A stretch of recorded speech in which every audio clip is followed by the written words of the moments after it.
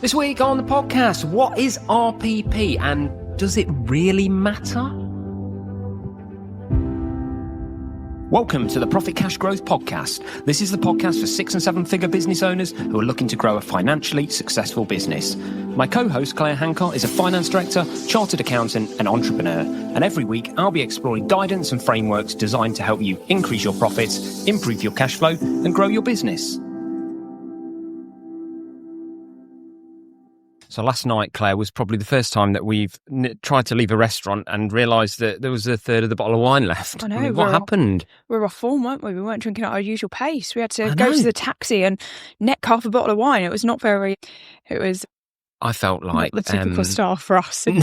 Quite uncouth, to be honest. No, we'd ordered the taxi and you're like, I'm just going to nip to the toilet. And then I'd picked up the bottle of wine expecting it to be empty and there's a third of it left. I'm like, quick. Go through it now. What's going on? Do you know what the difference is? It's because we were in a nice restaurant and they pour the wine for you. Yeah. So you don't know how much is in the bottle. And we went out a little bit earlier than we perhaps usually would. So we weren't really on it. Do you know what I mean? Quote unquote on it. That is very true. Anyway. It was a very dull start to the podcast, though. Exactly. We've had a pretty good week, though, haven't we? We've done some network. We've had some networking and everything this week. We've met some business owners and we've mingled with some other people. It's been quite a productive week for us, isn't it? I found it really interesting. We went to an event on Thursday night called the Acquisition Collective by Charlie Tanner, and it was really, really good. 50 business owners and all people in the M&A space in the room together, and all serious people as well, not these sort of like £1 down, no money deal people. It was like proper business owners that are buying and selling businesses. So that was really, really good. But at the next day, Friday morning, you said that you didn't feel yourself. You were absolutely exhausted. But I felt the complete opposite. Really I was like so energized. And I think being in a room full of people energizes me, but being in a room full of people just completely saps your energy, doesn't it? It exhausts you. So it's just really interesting how different we are in that respect. I just really struggle with small talk. I'm just really bad at it. It's like painful and drains me. Like when I know what I'm talking about and I'm really focused on something, like I can go forever. But yeah, small talk's just really, really, really difficult. Just brain drain. Anyway, I'm absolutely furious this week. So let's see what this week's news story of the week is.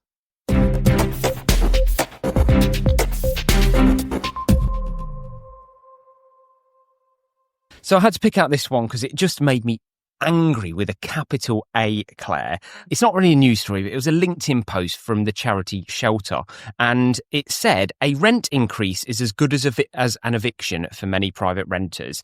And which is fine. I understand that, they're sort of stirring up what they need to get interest. But it's all about, yesterday, the Office of National Statistics published their data. It shows that average private rents are up 7.5% in England. We know that rents are going up and have been going up quite quickly recently, but it's just following inflation. As we've seen, we had a spike in inflation, 20 to 30%, and rents are slowly following that because mortgages have followed that and everything else. So it's just the economy kind of doing its thing when you take out all the drama. But what absolutely infuriates me is it's got a carousel of 5 different images with big headlines on it saying, here's the cost of everyday items if they rose at the same rate as private rent since 1988.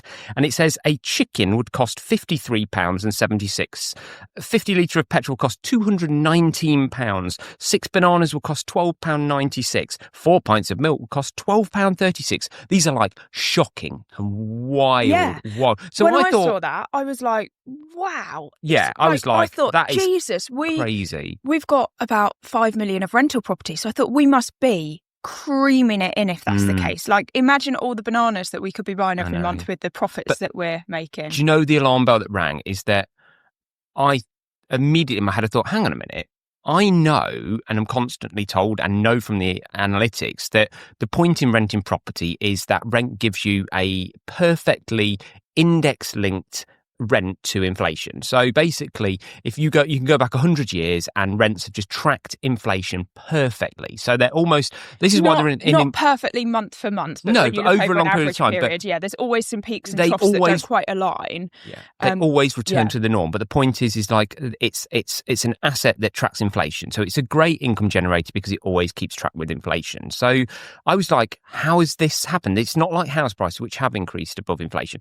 And it turns out that basically basically, what Shelter have done is they've taken just this year's extremely high rents of 7.5% and they've times it by every year between now and 1988 and then come up with a rent. So rather than take the actual percentage rent increase since 1988, they've taken 7.5% for every single year, even though most years it's almost negligible or not at all. So, for 10 years between 2000 and 2010, like the average rent went up like 1.5%. But no, they've said it went up 7.5% and then created this wild graphic, totally misleading, and said these prices are ridiculous, sign our petition. Do you know what really angered me about it as well is that fine, they've obviously got some sort of political agenda and that's absolutely fine for them to have that, but they are not doing anything to help the people that can't afford to rent.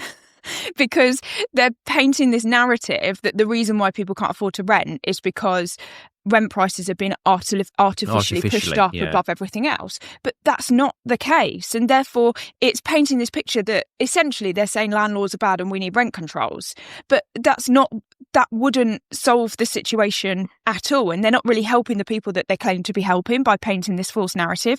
The issue is actually that there's a lack of rental properties and, say what you want about why that's happened. Mostly it's happened because it's incredibly difficult for landlords to buy rental properties and to manage rental properties, the regulation, the cost of it, etc. But they're just not helping anybody by painting a false narrative. And, we need to increase wages. Wages need to go up.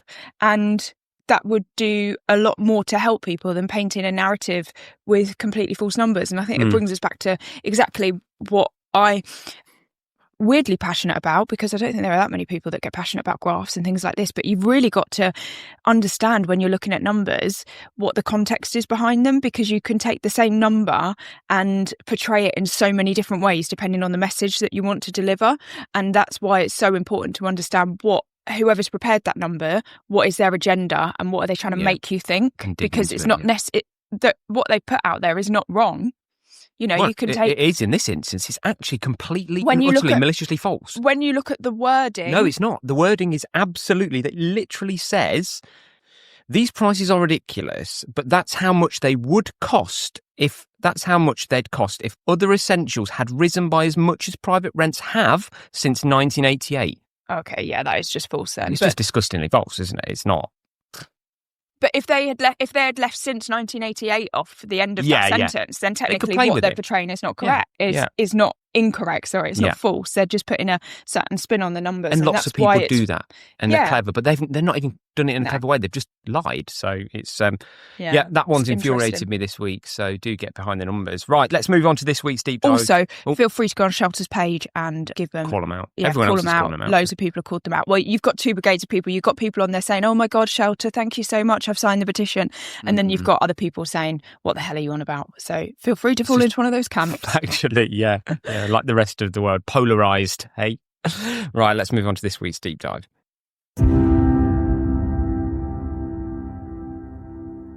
So this week, Claire, I want to talk about RPP because I came across this, and RPP stands for revenue per employee. Sorry. Or revenue per person. I was going to say that. Revenue per person. Thinking, what is he on about? Revenue per person. Revenue per person. Now, I haven't heard or came across called this before, actually, but I have heard it referred to a lot as labour to turnover ratio, which is basically the same thing, I think, isn't it? But I think what surprised me is, I just want to give some stats just for, interest sake, around some of the largest RPPs out there in the world, and then some of the averages in the industries we work in, and then we're going to share our RPPs, aren't we, as well? Yeah. So this is more around what is RPP and what are those industry averages. So this is... Sorry. I think we should talk about why it matters before we kick off with some numbers and why does it matter? People. Well, revenue per person. Well, I don't think we should do that because we've got like 6 points of why it matters and how it's important we're going to talk to at the end. Go on then. That's kind of like the backbone of the entire deep I'll not interfere then. Go on, keep going. Okay, so industry averages, really interesting. So obviously, unsurprisingly, the largest company in the world, Apple. Now, this blew my mind when I saw this number. Like, I always knew that Apple was a very profitable company and huge, but I think it's not often that you make I've taken away your podcast notes because I just thought I wanted to quiz you on this to see if you can remember them. But I think what blew my mind is like you always associate big companies like Apple and Meta and Google and people like that, and you probably could guess roughly their turnover and guess roughly their employee numbers, but it's like you never divide the two by each other. Yeah. And that's where it's This is great because staggering. like your people are your biggest asset. So therefore, how much are you sweating that asset is the way that I look at this. And it's really fascinating. So the biggest one that we found in the world is Apple. And what does one employee on Apple make in revenue? 1.8 million, was it? 1.88 million pounds staggering. per employee. I mean, that's amazing margins, isn't it? Now, it's great. Obviously, we're talking revenue. Yep. This is not an indicator of profit. But they are highly profitable. There is, the point we're going to talk about in a bit is there is a direct correlation between high revenue per person and high profitability margins, isn't yes. it? So, second biggest company is Meta, Facebook, not far behind, 1.75 million per employee. So those two companies are real complete outliers because it does drop quite dramatically sort of after that. But let's take somebody like Microsoft. They're going to be a good one. What do you think theirs is? $1 million? Not far, £932,000 per employee. Still very, very, very strong. So these are like, you know, we know that these businesses are massively high margin because they're in the tech world and various things. So if we took some real traditional businesses, I mean, I randomly picked the estate agency world because that's the world I'm in. So I took one of the big national estate agency groups, Connells, which are actually, I think technically the largest. I think they're the largest estate agency group. I mean, pretty much most of Connells employees are like school children, aren't they? We see their head offices in our town, so we see them all, don't we? And they're like, they look like they're in their pajamas half the time outside the office smoking at 16. So this still surprised me because actually it was much higher than I thought they would be getting per employee. What do you think it is? We're in the world of normal land now here. This is people, bricks and mortar businesses. And okay. So, 150? 150,000, not 150 million. 150 pounds. 150,000. £165,000 per employee for Connells, which I thought I actually think is really good. I mean, just like a total rough rule of thumb, you know, I've always been told that you should aim as a small business to, you know, each person should make £100,000, like just as a very, and we're going to talk about industry average. It depends. I would say, so as a general rule for service-based industries, you'd be looking at 3 to 4 times average salary. But the problem with that is like, for example, like we see the people that work in the Connells group, they're probably on lower wages, most of them, maybe minimum wage, things like that. But you look at my business and, you know, an accountant costs 60 grand. So you've got to take that into consideration. That's why kind of saying 100,000 probably doesn't work. And it's probably also worth just pointing out, we're talking revenue here, so there's no VAT on these numbers. Yes, absolutely. And these all numbers exclude VAT. So talking about that, so on one side, as you said, you know, people like Connells are, you know, have a lower average wage. So accountancy, she said, much higher. So I've taken Deloitte, you know, one of the big 4 accountancy firms and audit firms in the world. So you would expect them to have a massive RPP. So what do you think their average RPP is? Well, this is interesting because are we talking Deloitte UK? Are we talking Deloitte globally? It's because global. The thing with Deloitte Global is they've got a lot of offices around the world in emerging economies where wages are going to be a lot lower and therefore revenue is also going to be a lot lower.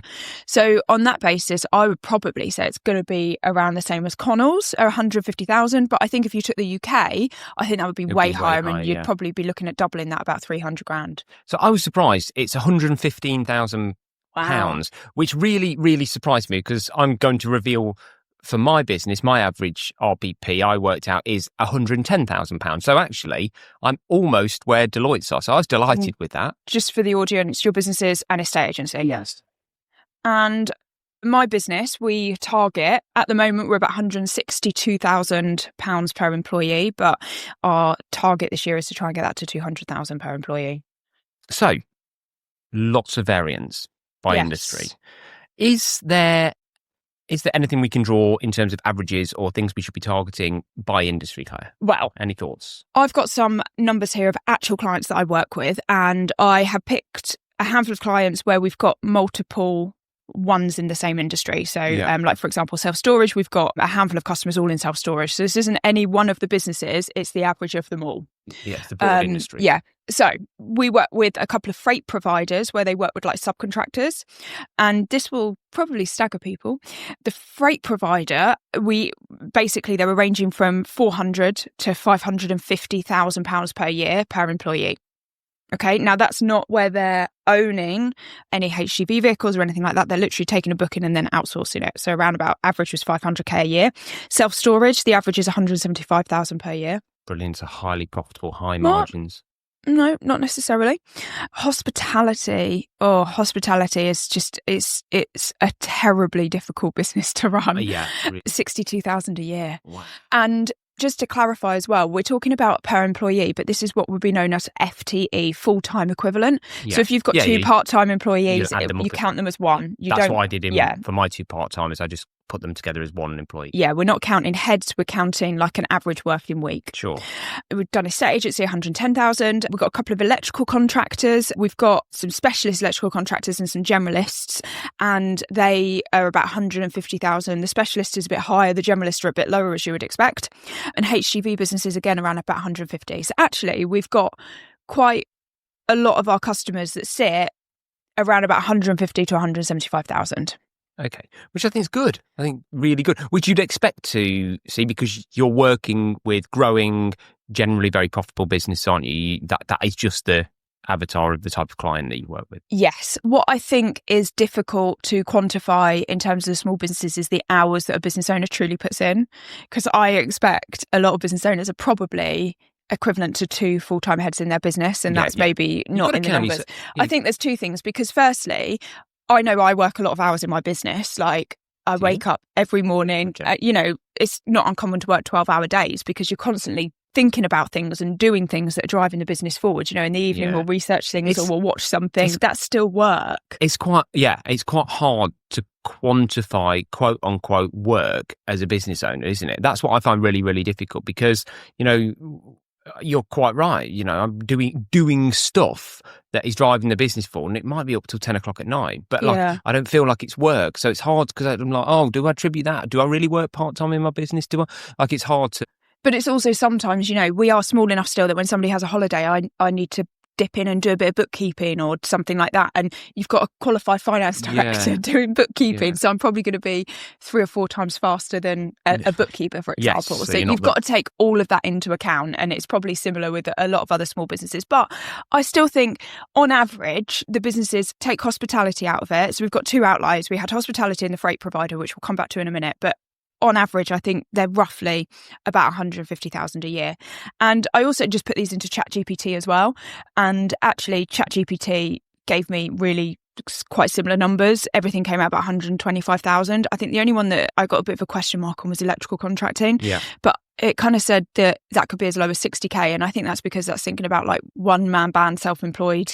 Electricians, so that's great, and it's great for your clients because very quickly you've done a bit of a sense check to say there's no wild red flags or anomalies there. They're in line with where you'd expect those industry averages to be as well, which is quite handy. Yes, and I think that's the thing though, is like just because it's the industry average doesn't mean it's healthy. No, absolutely. And we all know that hospitality business really, really struggle. They shut down at a rate of knots, and it's really incredibly difficult to make profit in them. And therefore, I would argue, well, it's because your revenue per employee is not high enough. So just because that's the industry average doesn't mean that your business is healthy and that's what you should be aiming for. And I think that's the point here is like we can see that we've got this really massive spread. What I found really interesting when I look at these numbers is the 2 freight providers that I work with, they've got the highest revenue, as in they came out 500k revenue per employee. Yeah. They've got the lowest profits. That is just weird because that is like usually an anomaly, like it's not an indicator. Yeah, like that is really weird. But this is where it's so nuanced because like that's basically says to me, without a lot of knowledge of it, that has to be an industry that its biggest cost isn't its labour. Absolutely, because if you think about freight providers, they're booking HGV businesses to do the transportation for them. They've got incredibly low gross profit. Yeah. And this is where, firstly, I think it's more powerful to be tracking gross margin or gross profit per employee. Yeah. That's what I would always track as like the default. But ideally, I would say revenue, gross profit and net profit per employee. So you can then start to see some trends, start to see some disparities. This could get really, really difficult as we go into a world where businesses are running on so few physical people because they're leveraging technology so much that it becomes a very difficult metric to get any value out of over time if it goes in that direction. Because like you say, you get into this place where you might have entire manufacturing sheds that are run on one person and robots and computers. So why are you... So that's not a good... It becomes not a good metric anymore. It's great in hospitality. Exactly. And this is the thing with metrics, is you've got to be really careful because, revenue per person is a fantastic metric for some businesses. It's probably like for our businesses, like service-based businesses with no machinery, equipment, things like that. It's a phenomenal metric for us to track and keep pushing up and up. But it doesn't have a connection to your cost base. No. And therein lies the problem, that if you're just focusing on that top line number, if your revenue per person could be going up by 5% and you're like, great job, guys, we're doing marvellous, we're increasing this by 5% this year, but your costs have gone up by 10%. So where's the correlation between the two? And that's where gross margin per employee and net profit or EBIT per employee is far more powerful. I also think it's quite sobering that, particularly from an employee's perspective, if you worked at, what was the biggest one? It was Apple at 1.8 million. And you work at Apple and you think, bugger me, Apple are creaming in 1.8 million for me turning up to work every day. You'd give yourself a good pat on the back and you'd probably be demanding a pay rise, wouldn't you? But what profit does it actually make? And when you start to then think about how much you get massive paid... Massive amounts, like a profit. Especially if you're one of those people that are earning more than the profit per person, really starts to put a few things in your mind. How much value are you really delivering for that business? I think that's where that can be delivered in the right way to employees, can be a really powerful conversation to have with them that says, do you know what, actually the average wage cost in this business is 40,000 per year and we make only 45,000 profit per employee. I mean, don't get me wrong. I hear where you're coming from a revenue perspective. I mean, I would rather do, PPP. Profit per person. I stopped for a second there. I want to say, how quickly are you going to get this? I would rather do that because that's all I care about. I'd just be like, I just want to know what the profit per person is and we want to drive up that number. So revenues are relevant. But we are going to talk about why RPP is important as one of many metrics to and it does in most cases show various trends about businesses. So just want to get your thoughts on these sort of 6 trends that we tend to see with high RPP, that if you've got a high RPP, the first one is that it's often a kind of efficiency indicator in a business. It actually indicates in a lot of cases that a business is quite operationally efficient, that it's driving those assets, it's generating more revenue per head. I really disagree with that. Well, it's how I feel in my business, because I know that if I can sell another 10 houses without employing another person, then I'm driving efficiency in that person, because I've given them better tools to sell those properties and do all the administrative transaction. I know that the better tech I give those people, the more they can sell houses per person before I have to employ the next person. But I think you've got to be careful. So that example you gave there of if the employees can sell 10 more houses, you're being more efficient. No, you're not necessarily. You might just be utilising them to 100%, whereas previously you were only utilising them to 80%. So they could do exactly the same process, but they only had 8 houses to sell before and their time wasn't fully utilised, versus now they've got 10 houses to sell and that's fully utilising their time. So it's not necessarily driving efficiency. If your I think it is profit per person was going up, then I would argue that you're probably driving efficiency. Well, if a person can sell another 10 houses without me putting another person in, my profit goes up massively because every penny of that drops to the bottom line because I've not put any more cost in. In fact, it's huge. So for me, it's massive. I mean, like the difference is like I know that those people, it takes X amount of time to do all the administration, the transaction. And if I can make something that takes them, let's say, 3 hours of validation, going through what they need to do to get that sale, and I can make that 3 hours with technology streamlined into half an hour, I know that they can transact more properties much more efficiently because we're using better CRMs, better systems, and that is, for me, is my aim, because I know that for every house they now transact over and above is just pure profit. It's so important. I think that also something that isn't portrayed in these numbers is that if you took Apple's average revenue per person across its lifetime, it would not be anywhere near 1.8 million, because there would have been years and years and years where Apple was firstly loss-making, where they were literally just ploughing millions, probably billions, into generating tech and producing things that failed and stuff like that. Stick, so they're in their heyday at the moment, aren't they? But that is not reflective of probably what's happened over the last 40 years of Apple. So again, I mean, the second one I had was profit potential, which is again more revenue per per employee usually, and I'll use the word usually, I recognise there's times where it usually means better margins and stronger profits. And again, I see that, I see our nearest competitor and I look at that, you can't see a lot on their annual accounts, but what I can say is they employ twice the amount of people we do. So I absolutely guarantee we make more profit. We just have to. They have double the wage bill. So, that for me is a key indicator. Scalability as well. So again, growing revenue without growing headcount at the same rate. So it's often an indication that you're onto something or a business that is at a point where it can scale or it's got scalability. Again, resource utilisation. So low RPP might signal overstaffing or underperformance. Yep. Number 5 is a big one, is investor and buyer appeal. So what do you think about this in terms of investor and buyer appeal? I think there's something very appealing about being able to deliver higher revenues and higher profits we know how much distraction's involved in managing people. The idea of this is like the same difference I would always say about property. Would I rather have 20 properties with the same portfolio value and rent roll or 40 properties that are of lower value? Well, they're much more difficult to manage. It's much more distracting. I think it's the same with businesses with high headcounts. And this is the hospitality challenge, isn't it? Yeah. And I think that is probably really crucial. The most crucial message I think we probably want to get across here is that people costs tend to be fixed. It's actually a big time drain to manage people, and that's not taken into account easily in the numbers either. Yeah. So you put all of that into mix. The other thing with people is they're very inconsistent. So you might have the same people on one week that deliver 100,000 of revenue and the same team on the next week that only deliver 80,000 of revenue. What's the difference? Is it the people? Is it the customers? And that's where people in businesses, they can be the greatest asset, but they're also quite a risk from a financial perspective. And it's much easier for you to turn machines off, if you're not at capacity or something, you can turn machines off. You can try and utilise that machinery in another way, but trying to do that with people is far more difficult. Yeah, it is. And the other one, I'd like to get your thoughts on this one. What do you think about using RPP as a benchmarking tool internally across departments or across various shifts and time periods? Do you think it's got merit there? So does it expose a really poorly run department if that department needs twice the amount of people as a certain other department? What's the thoughts on that? Is it one of many indicators that may help an MD understand their efficiencies across different leadership arms and pillars? Do you know what? It's got to be taken with a pinch of salt. And as always, context is the most important thing, because probably not in small businesses, because they're not, probably a lot of our audience is not likely to have these big teams like business pillars, for example, where like certain products are managed by certain departments and things like that.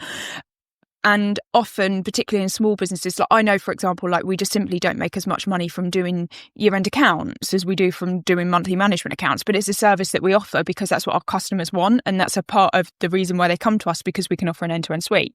Yeah. So I accept that some areas are lower margin, lower generating in terms of profitability and revenue, but it's the price I have to pay to have the other stuff. So you've got to take that into context. And that is the thing, when you just look at numbers and make decisions, you've got to apply commercial judgment to it. You can't just say the number says this, therefore we do this. That is a mistake in business. Yeah. Cool. Interesting conversation. But yeah, I think the key takeaway... Lots of nuances around RPP, but something that if other people are talking about it out there in the world, I think it's important that we analyse how it becomes a useful tool, if at all, to business owners. I think the key takeaway would be, maybe we'll do another podcast on this, but we always recommend when you're setting a KPI that you have your main KPI and 2 supporting KPIs, because you've got to ensure there are no unintended consequences. So if you just track revenue per employee, and for example, you were going to say what was the most profitable of my customers, you would say a freight provider is the most profitable customer, but it's not. It's them. They always struggle with cash flow and they don't make that much profit, and they're difficult to run. So if you're going to set revenue per employee as like a KPI, for example, because that's easy for your team to understand, it's easy to communicate with people, and it's easy for your team to drive on a day-to-day basis. In the background, you need 2 supporting metrics, gross profit per employee and profit per employee, that you're tracking to make sure that they're also trending in the right direction. There's no unintended consequences, because it would be easy to it's always easy to go and sell more. You can slash prices, you can give stuff away, rock bottom prices and increase your sales, but you're not putting any money on the bottom line. Cool. Great, Claire. Well, this week we've got a really good Profit Cash Growth Extra.